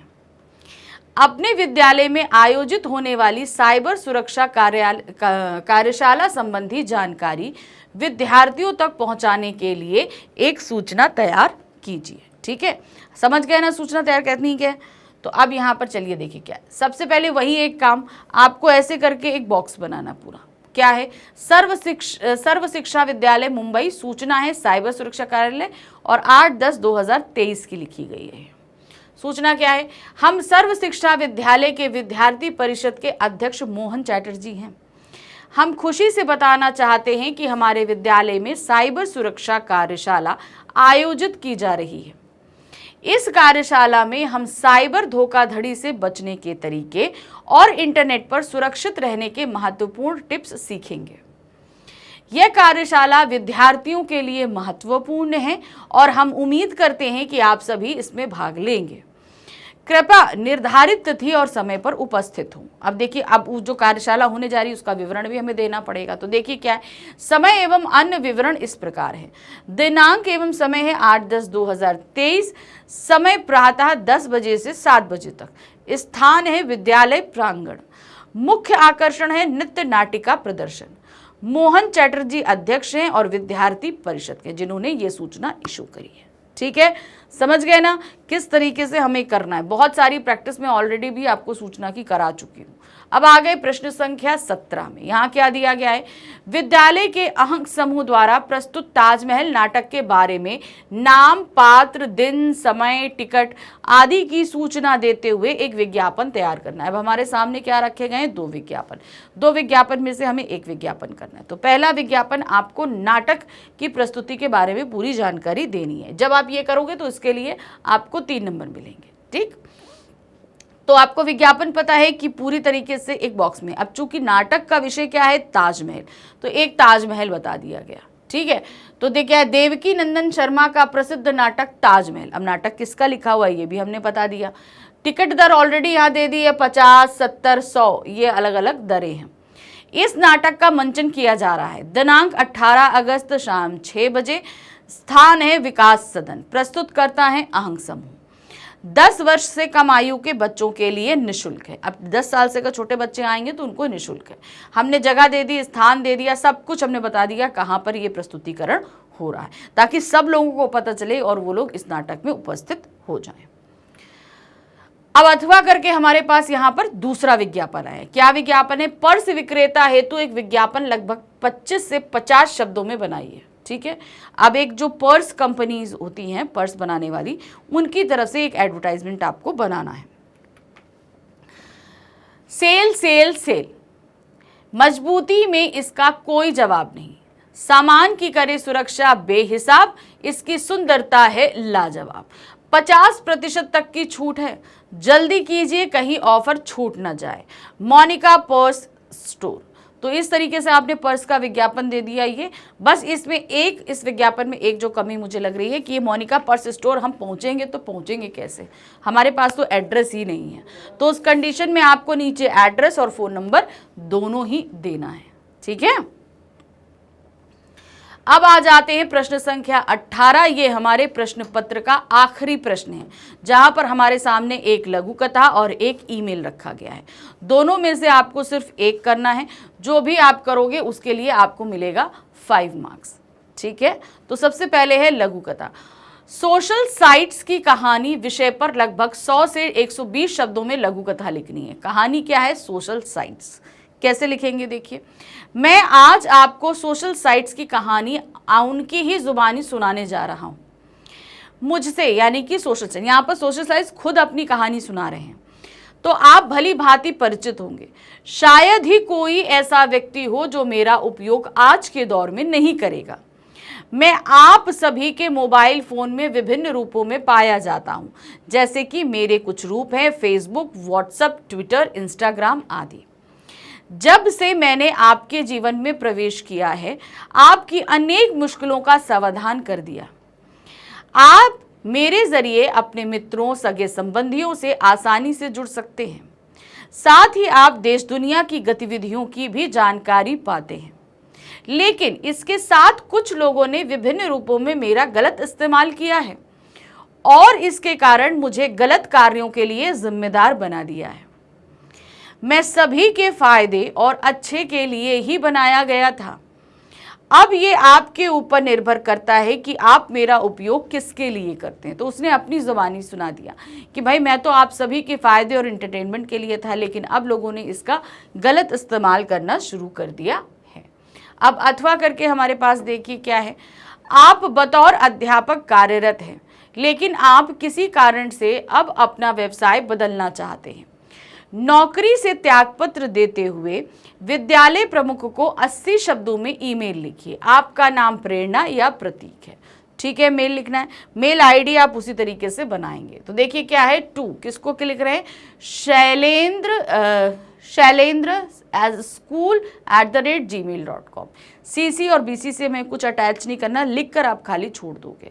विषय है नौकरी से त्यागपत्र देने हेतु। महोदय, मेरा नाम प्रेरणा है, मैं आपके प्रतिष्ठित विद्यालय में एक शिक्षक के रूप में कार्यरत हूं। मैं आपको यह सूचित करना चाहती हूं कि व्यक्तिगत कारणों की वजह से मैं नौकरी से अस्थायी रूप से इस्तीफा देने जा रही हूं। मेरे कार्यकाल के दौरान मुझे विद्यालय के साथियों का समय और समर्थन मिला, जिसके लिए मैं हृदय से आभारी हूं। मैं नोटिस अवधि के दौरान अपनी जिम्मेदारियों को पूरा करने की पूरी कोशिश करूंगी। कृपया मेरा इस्तीफा स्वीकार करें, आपकी अति कृपा होगी। बहुत आभारी और सादर, प्रेरणा। तो ठीक है, हमने अपना त्यागपत्र इस तरीके से मेल कर दिया और इसी प्रश्न के साथ हमारा ये प्रश्न पत्र भी समाप्त हो गया। तो देखा आपने कितने अच्छे तरीके से पूरा प्रश्न। देखिए, जब हमने जब पहला अपना मॉडल पेपर किया था तो हमें कितना टाइम लगा, फिर फर्स्ट पेपर किया तो थोड़ा सा कम टाइम लगा, आज जब हमने सेकंड सैंपल पेपर किया तो और कितनी जल्दी ख़त्म किया। तो यही होता है कि जब हम प्रैक्टिस करते हैं ना तो चीज़ें थोड़ा स्पीड हमारी बिल्डअप होने लगती है, माइंड सेटअप होने लगता है।